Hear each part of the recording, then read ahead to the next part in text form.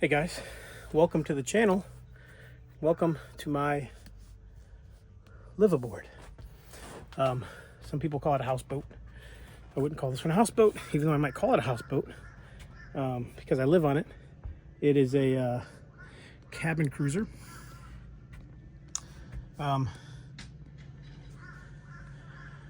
This one in particular is a 2001 Bayliner Ciera 1A 2655. So 2655 means that it is 26 feet long. So for a cabin cruiser that you live on, 26 feet is not very long. Now, let me give you a quick walk around. I've done a few videos on this one, so you can see some of the things that I've done. Definitely got the camo going on there. Camo was pretty cool. That was its own video, but yeah, 26 feet when most of it's the engine. Well, most of it. Some of it's the engine in the back of the boat. That is its own thing. So I'm not gonna lift up the engine cover right now, but yeah, I've done quite a few things to it. Like I said, I'll start at the back. I do have a video where I put in all this Eva foam decking, and that has been awesome. Yeah, compared to what it was, it just changed the whole look of the boat. It looks great. So that's awesome. I haven't put a name on it yet. It used to be called Out of Bounds, but we just haven't. We've got a few ideas, but we just haven't put the name on it yet. Also, wanted to freshen up this paint because it's so dull.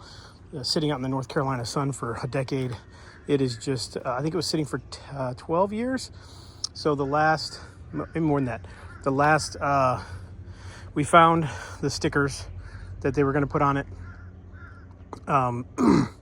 Those stickers were 2011, so it's 2025 now, so almost 14 years it's sat. So yeah, that's been amazing. So I guess that's good and bad, because it's good that it didn't get a lot of use, bad because it didn't get a lot of use. So one of the other things I did, because I'm here in the marina, is I did put the freshwater inlet on there. That's in another video. The freshwater inlet, as you can see, when it's not freezing cold, I hook to the dock water, which is nice because I think my second water pump is already going out. The first water pump burned itself up because it was a 75 psi water pump, and it was, I don't know if it burned itself up, but it flipped the breaker, made a fitting leak, because it's 75 psi is too much for this boat. So that was an interesting discovery. Here's the VRE. So these are the DC residents coming back from the Pentagon and Washington DC and all of the wonderful places up north as they head home here to Northern Virginia. Now that they're all, supposed to work in person. So I've always been a work in person kind of guy, even though I don't mind my employees. And all my employees are Marines, so they have to work in person. But if there's civilians I've had, that like a webmaster who I don't mind if he works at home, because he can do his job better most of the time, because the government network is the government network. But I'm off topic. Let's get back on topic. So yeah, starting in the back here, again, just this Eva foam decking looks great. Haven't done much to it. I'm not going to lift up the engine compartment. I've been in there a few times. I'll probably do a video this week starting it up again for the first time in 3 months. So we'll see how it goes. This fuel can, I brought my generator. I never left the truck, but we had a huge snowstorm. And that video I can link. Try to remember to link it, but that video is in my playlist for this boat. That video, we had like 14 inches of snow, over a foot of snow, and it had barely started snowing when I went to bed. When I woke up, it was snow everywhere. So in the video, I took the snow shovel, which I don't think I need anymore, but I'll keep it here for another couple weeks, and shoveled all the way down the dock, made my back hurt, and then went to the boathouse up there. So that's the boathouse I used to shower. and use the bathroom in. I'll talk about that here in a second. But yeah, here's my the hose here is the setup that I would use. What I do have is the what's that, a 6-gallon water jug, and I've got a pump, a little pump, kind of like the one on this fuel can, but I use it for water. And then I fill it up and I bring it over here and I open up the fill port and I just fill it up. And then I have water. So hopefully they'll turn on the water pretty soon, but I might need to get another jug this week and fill it up. In this box and up here are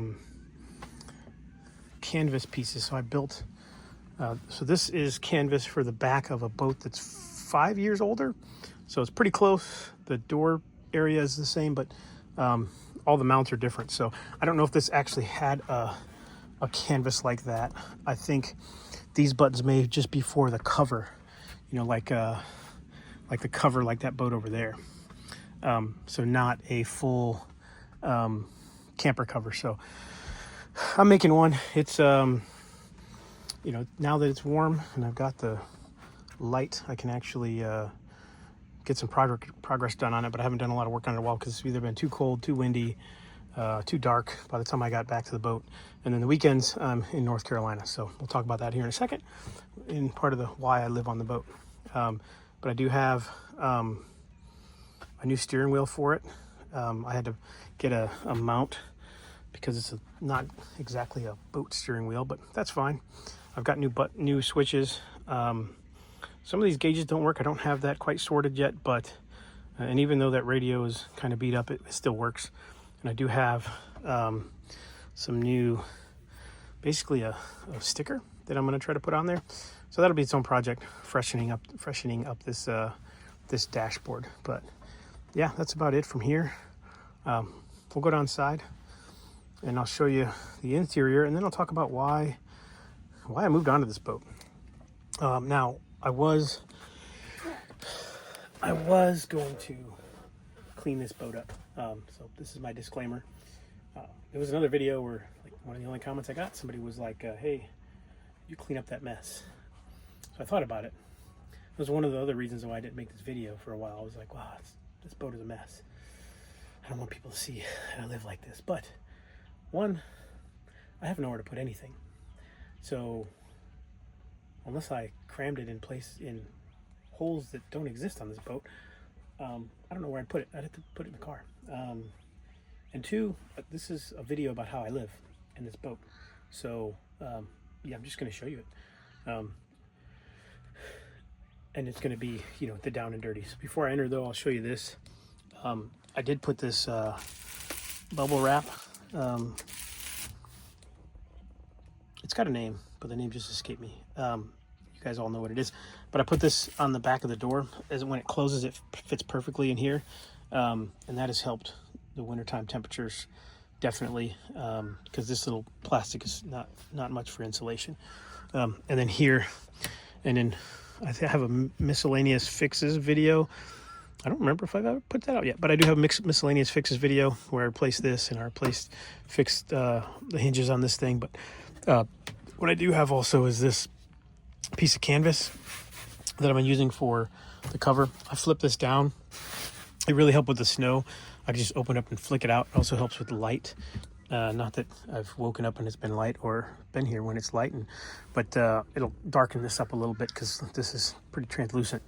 But also rain, because there's just somewhere it just has a very small leak when it is pouring. So it's handy to have that.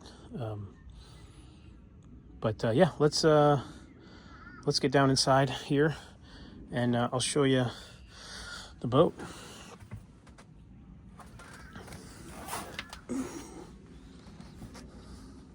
I go on backwards because I have bad old man, too long, 25 years in the Marine Corps, Marines, knees.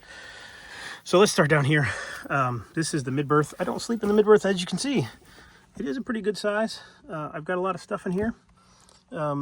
It's clean, dry, but I've got a lot of project things in here and some tools. So Like I said, the project with the switches, I've got a couple of projects I may or may not mention because I may forget them. But all the stuff to do those projects are in there. That's right here is the backing to the other side of the dinette. And I'll obviously show you that here in a second. And then my laundry hamper, so don't mind that. The steps here, I do have a towel covering them. And I added this mat down here. I thought about putting a mat on over those steps, but it's really just I can also grab it and wipe it off if there's extra water anywhere, so it's kind of handy to have a towel there. There is a trash can under this step here. The trash can, I don't even use it because it's inconvenient and it's tiny, so nothing fits in there. This is where I keep my heater. I made a whole video on the heater. This heater has been great. I did have another heater sitting up here till last week. I went and bought another forced air heater because the first time it got below, consistently in the, the highs in the 20s, this heater didn't feel like it was working. And then I got the forced air heater and realized this heater was still better than that forced air heater. So it all makes noises, kicks on and off. You just got to turn this one up. Even when it was in the teens here and in the single digits, this one on setting number 2 and about halfway up, we'll keep this boat at close to 70 degrees. So it did awesome. It's been great. And the only other thing I'd recommend was spending a little more money, getting one with a digital readout. We got one like that for the RV. It's a little bit better. You can actually set the temperature so you know where you're setting it versus, I made a mark here. So that's where I keep it on these 30 and 35, 40 degree nights. Right here is my storage for, there's a rod here. So this is the only hanging storage I have.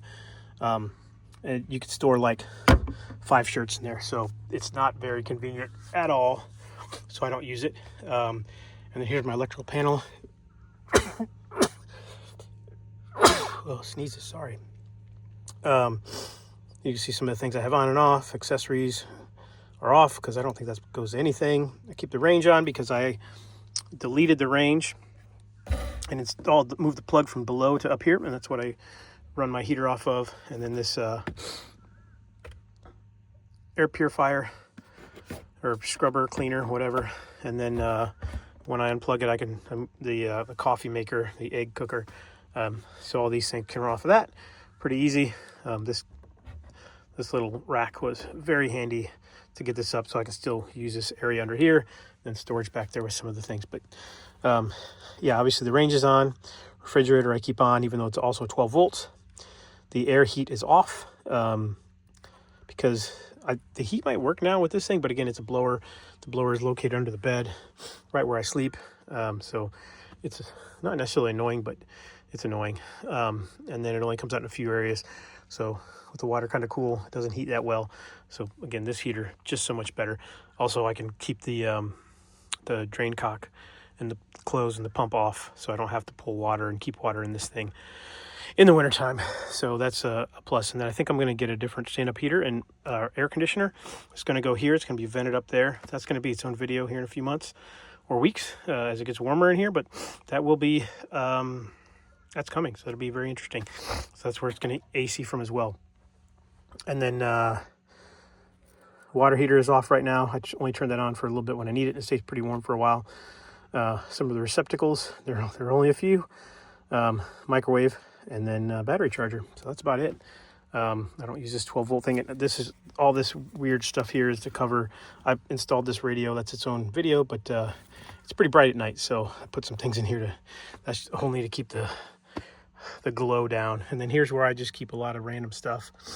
My plates, my fiber brownie breakfast, paper towels. It'd be nice to mount it somewhere. I haven't figured out where quite to mount it yet.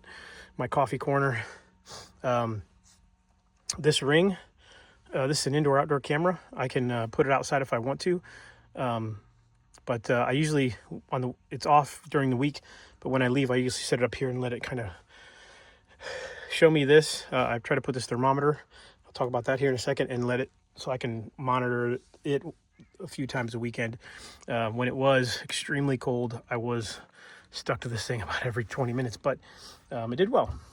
So this heater or this thermostat readout So this is outside. It's not 70 degrees out. It's closer to 60, but that one's glued. I don't know if you saw it in the earlier part of the video. I didn't point it out, but it's glued to the underside or Velcro to the underside of the windshield. So the sun makes it a little warmer.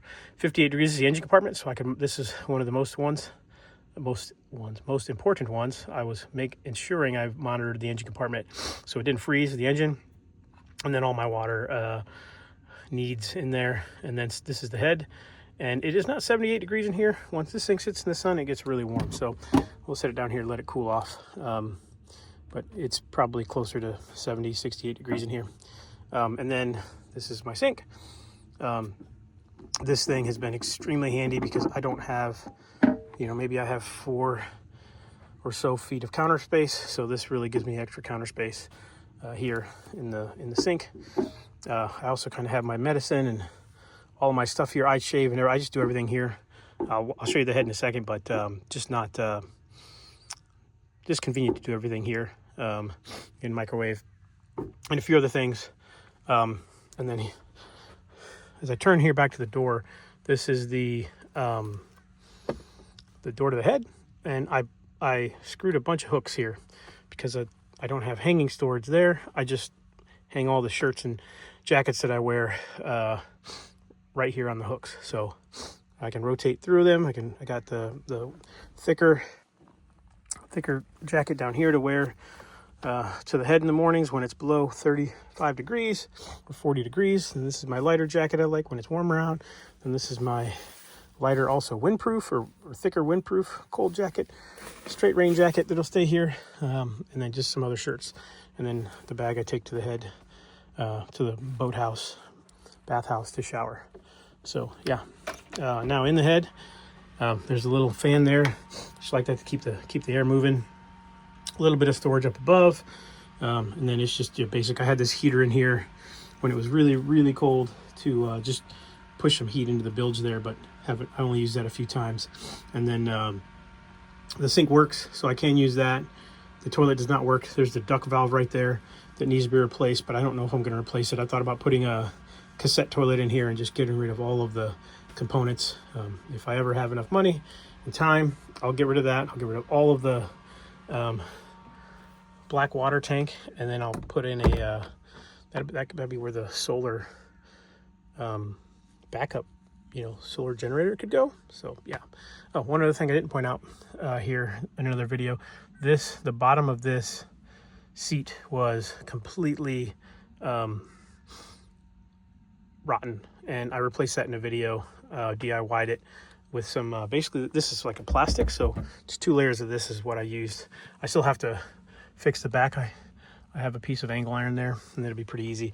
But you can see here these marks. I just need to scrub that real quick and use the wet dry vac, but it hasn't gotten wet again. It used to seep right through under everything, and then these are the screws obviously that hold it down from the bottom and through that rotten wood. And this is just the discoloration from the rotten wood and the nastiness that was underneath it. So I can clean those up eventually. You'll never see them. So yeah, I'll continue on. I just have a couple of cabinets here, some drawers. I got some drinks there. This is where I actually keep my trash. I just hang one of the drawers in here. One's full of tools, some of my utensils, and then the other one I have bags.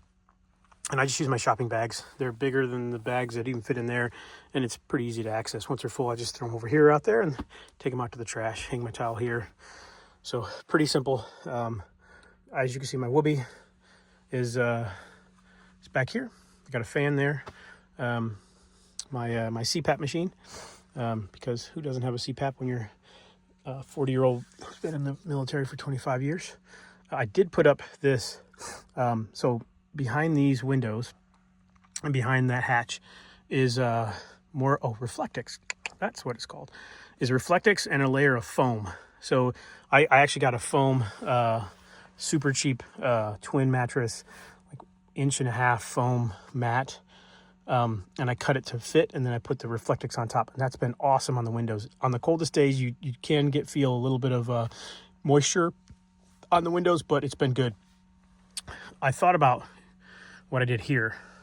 So underneath here is the same stuff, the foam and the Reflectix, but it's still and then I used the screen to hold the foam that reflects in, but it's still got a lot of moisture in it. So I took this green cellophane tape, I think that's what it is, but this green film, sticky film, and that actually really reduced the amount of vapor that can get inside there. And the whole winter, even the coldest nights, and it was almost over 70 degrees in here, I did not get any condensation on the bottom of that green film there. So that was great. I thought about doing it over here, I just never got around to it. But that could have helped to stick some of that up there, cut it to the size of the windows. I think it would have kept the air out. But what you can see here is also the only real spot I felt some condensation was down here between this mattress, or this cushion, and the wall. So I went to Walmart, I think, and got this gym workout matting, and I cut a couple pieces. Those I just jammed back there, and I didn't continue because it just isn't as bad on this side. And that helped a lot. Help with the heat, help with everything, because it's just this carpet on the walls over here. I think you might be able to see it, carpet over here. It's the ceiling for the cold is actually an inch or so of insulation with the carpet, so that's not so bad. But below that rail was just carpet, so glued to the fiberglass. So once I put that up there, it was good. And on sunny days, when you close this and you turn the lights out, you can see the light coming, opaque through the opaqueness of the hull. But yeah, put it up there, and that really helped as well, because it just goes to the chain locker. So yeah, it was really helpful. And then, here is my crazy wire mess, but whatever. Here's my GoPro Hero 4, and then this is the Asako Brave, the $100 cheap version. I use it a lot, but I don't recommend it. I recommend it if that's all you got, but as I start a video, it makes a weird buzz every single time, and then the audio quality, especially when it's not super bright, is not good. It doesn't do well in dimness, and the audio is also quiet. So yeah, the Hero 4 is actually a little better. This is a extendable monitor. I use it when the few times that I've had to telework, and I work in a space where personal devices aren't allowed, and if I got to do an unclassified, if I got to do a Teams call all day, it's just easier to not do it there, because people are doing things that shouldn't be heard over Teams, not necessarily, but yeah, it's just handy to come here and do this. And I've used it once or twice to edit videos. There's my laptop, there's my Nook, and then here's my TV. I have a mount to mount it up here, but it's just been handy right there, so I've kept it there. And then here is, so one of the reasons I bought this boat is that it is one of the smallest boats with this configuration. So you've got the large front berth, and it's not just a dedicated V berth, and the dinette. So you could probably be 6 feet if you're touching here to there, but then your occupant needs to be 5'6". But the first person can sleep here. It can be 6 feet, and this drops down, and you can have a much larger bed. You could fit two 7-foot individual probably here, but it does great. So I just sleep here. It's just convenient. I don't have to do anything else. I usually just sit right here and edit my laptop with the TV in the background, watching Vice-Grip Garage and others. And then some storage down there, because what else would I do? Oh, the fridge is down here. Not too hard to get to. Opens that way. Works good. So works good on 12 volts as well. So that's great. And I just keep my gym bag, my work bag here. And then this is my dresser, where I keep some of my clothes, and then my sleeping clothes, and some of the clothes I wear to walk to the boathouse. But again, I don't use this side of the dinette. That part over there, the wooden shape there, actually slides down into a slot, and you get a full dinette. So, and then with the full dinette, you probably could only sleep you might be able to get a close to 6 foot tall person back here, but it's a little more cramped once you put that up. But yeah, and then my internet, I made a video on the T-Mobile internet over there as well. So that's it, guys. That's the boat. Now let's go outside and I'll talk to you about why I moved on this boat and why I've been living on this boat for the last 6 months. All right, guys. Well, if there's an opportunity to put some B-roll, this is where I'm going to put it. But, so I mentioned in this video a couple times that, I've been in the Marine Corps for 25 years. And you're like, 25 years? You can retire at 20. Yeah, I don't have any aspirations to be a general. Those aspirations came and went over a decade ago.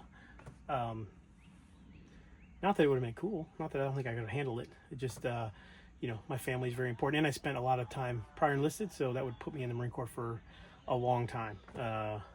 So I knew that I didn't want to be in the Marine Corps for over 30 or 40 years to reach those ranks. So I could have retired. I could be on the path to retiring right now in North Carolina, but the Marine Corps reached out and said, "Hey, we have somewhere we want you to go. You've got some training, some experience, and we got somewhere that you would be good doing, and you're the only name because you're the only person that's done this before. And can you do it?" And I said, "I don't know if I want to." And then I sat on it and talked to the family and the wife and said, this would be a great opportunity. I can really help I do public affairs, public relations, comstrat, as the Marine Corps calls it. Gives me an opportunity to give back my knowledge to my MOS here in the last few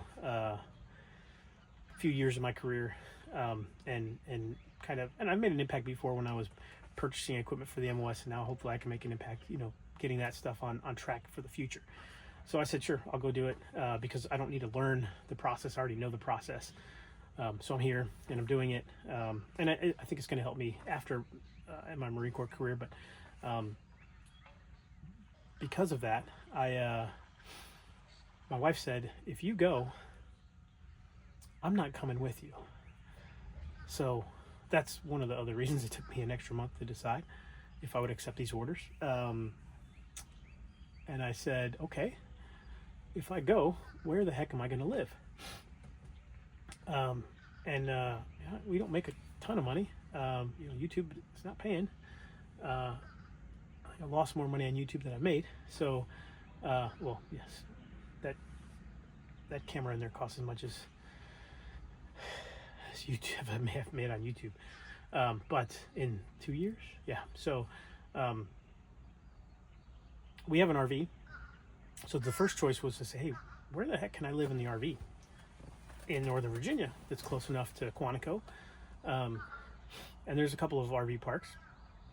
Quantico does not have an RV park. They closed it down, maybe a decade ago. Come to find out that in the 40s and 50s, if you use an area as a bombing range and then you put an RV park and a park on top of it, there may be things in the ground that you don't want. So they've been remediating that. They've opened part of it, but not the RV park yet. So eventually they will, but I don't know what the prices will be. They may not have, long-term rates, which would not be helpful. So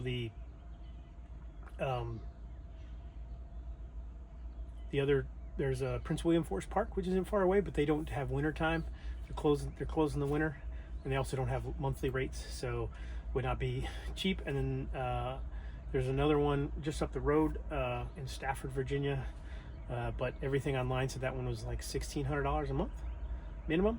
And then there's another one near another marina that I looked at, and that one also said that when I called them, they said it was $1,200 a month, and I just don't have $1,200 a month to spend, especially driving back and forth every weekend, because I do drive home to North Carolina every weekend, spend time with the family. If I had duty or something else, I would stay here, but I haven't had to do that yet.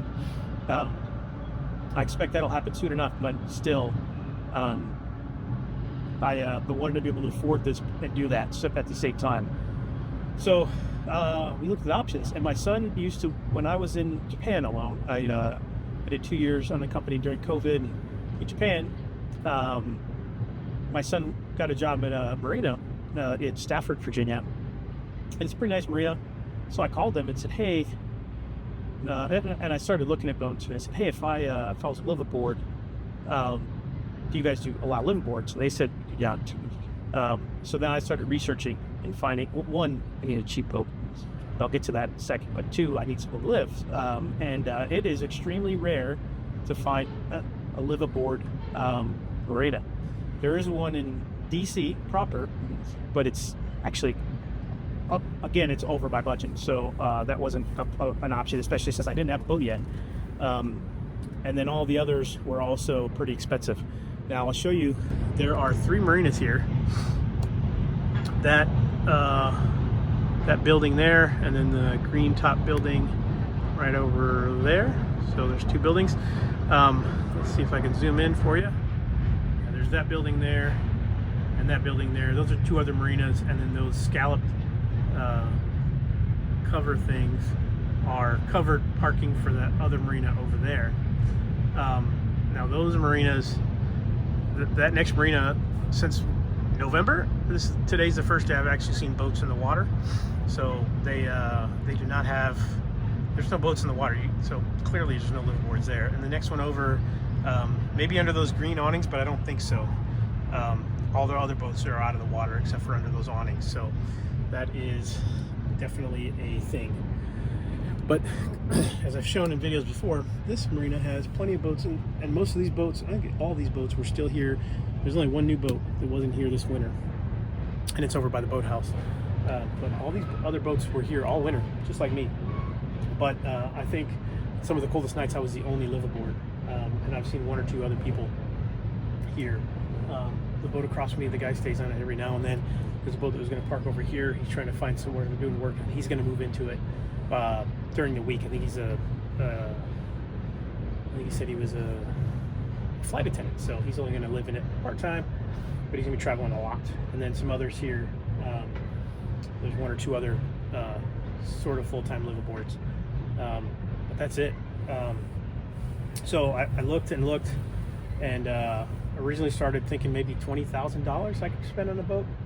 I didn't have 20 grand, and getting a loan for 20 grand is not keeping me in the affordable range. So I found this boat for $8,000. Well, they had it listed for 12 grand, but I wanted to upgrade all these things, and a boat that had just every other boat that didn't even have this layout, that had a full camper cover.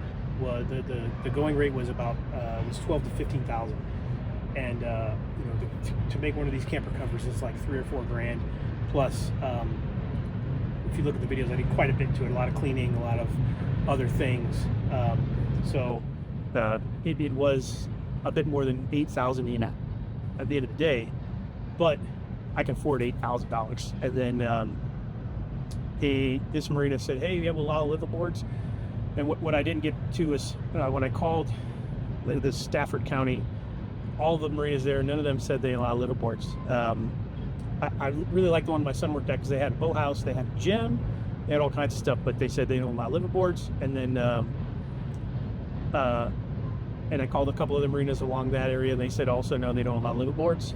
And then I looked at a boat that was closer to that $20,000 price range in a little farther north here, and they said they only allow like 2 liveaboards a year. So from what I understand, or what I've gathered, some of these marinas allow a few liveaboards. They limit it to just a few, so just not a ton of people living here, you know, making their boats look disgusting and crazy. So that's definitely a thing. Obviously, if somebody didn't live on a go-go, people could really live pretty filthy. So I think that's what they're trying to avoid. And in a future video, I will talk about how much it costs me to live here, because clearly I talked about some of the costs already, and this was affordable, quite affordable. So yeah, I'll discuss that later time. But yeah, that's it really. I've got another year here. I'm dropping my retirement papers later this month, and then that gives me about a year till I'm on terminal leave and retiring. So yeah, if I stay here, if there's a RV opportunity or something, when my SNP fee is up in September, I don't know. We'll see if we stay here, but obviously I'm here through the summertime. So I'll finish some of these projects now that daylight savings time has hit, and there is ample sun and brightness, and we'll continue this journey. So if you have any questions, drop below. Don't forget to like, subscribe, all those things that are free to you. Jeff, we can't think of anything else to talk about. It's a boat. Why I moved on to boat. A little bit. But yeah, it's just to be a Geo Bachelor. That was one of the names I thought of, Geo Batch. I don't know. So don't stay that. Hey, but you know, I would want a smaller boat to. I live down near Camp Lejeune, and a smaller boat to hop around those little inlets, inland islands, and the intercoastal attraction would be preferred. I don't think we'll stay in this one, but we'll see. So, yeah, thanks again, guys, for watching. Like and subscribe, and I'll catch you on the next one.